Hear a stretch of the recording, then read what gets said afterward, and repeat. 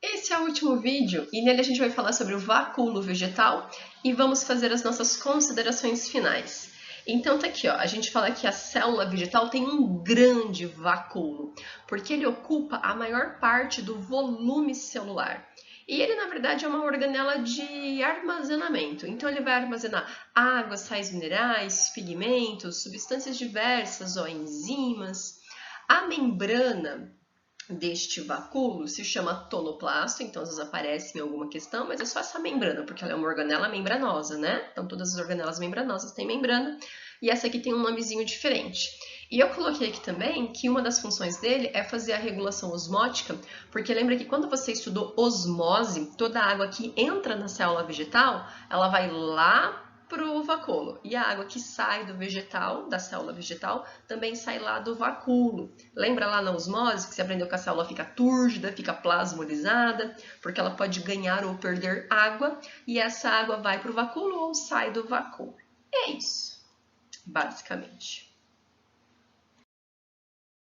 E assim, ó, o que eu queria finalizar e falar aqui para você? Então, a gente estudou um monte de organelas. Aí eu queria te falar que ribossomos e centríolos não são organelas membranosas, porque eles não têm uma membrana que o envolve. Todas as outras organelas que a gente estudou são organelas membranosas. Então, estudamos retículo endoplasmático, vimos que ele pode ser granuloso ou não granuloso, então é uma rede de membranas. Estudamos o complexo golgiense, que é uma pilha de sáculos achatados, que também ali é formado por membranas. Estudamos os lisossomos, as mitocôndrias, os cloroplastos e o grande vacúolo, tudo organela membranosa. E aí a ideia é pensar que a membrana dessas organelas tem a mesma constituição da membrana plasmática. Então, aquilo que você aprendeu sobre a membrana plasmática, que ela tem aquela bicamada de fosfolipídios com as proteínas que atravessam, é tudo a mesma ideia. E essas membranas, elas ficam meio que indo de um lado para o outro. Por exemplo, o retículo endoplasmático, ele produz lá os negócios dele, ou proteína ou lipídio. Aí ele pode enviar isso para o Golgi e isso vai envolvido por uma pequena membrana. Então, uma parte daquilo que um dia foi membrana do retículo acaba sendo incorporado pelo Golgi, por exemplo. Aí o Golgi libera vesículas. E a membraninha daquela vesícula veio do Golgi. Se a gente estiver falando de uma vesícula de secreção, essa vesícula de secreção vai grudar na membrana plasmática. E aí, então, essa membraninha vai fazer parte da membrana plasmática. Então, uma coisa que em algum momento está fazendo parte da membrana plasmática, em outro pode estar fazendo parte da membrana de alguma destas organelas membranosas. Essas membranas são completamente intercambiáveis, então elas vão de um lugar para o outro, dependendo do que está acontecendo na célula.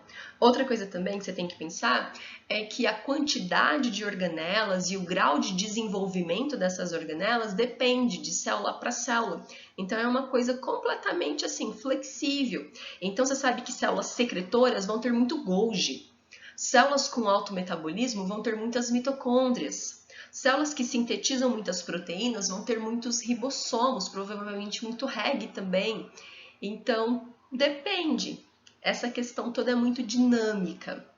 E aqui eu resumi então para você, ó, células procarióticas, elas não vão ter nenhuma organela membranosa.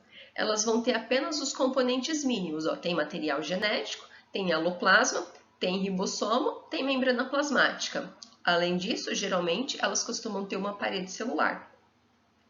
Quando eu falo de células eucarióticas, elas vão ter agora organelas membranosas. E aí tem uma particularidade. Você sabe que célula animal não tem parede celular, apenas a vegetal, que é uma parede celular de celulose. E quando você olha aqui para algumas organelas, você vê que centríolo é característico da animal, vegetal não tem. E você vê aqui o oposto para o cloroplasto e para o grande vacúolo, tá vendo? Então é isso. Espero ter te ajudado. Sucesso aí nos teus estudos. Até mais!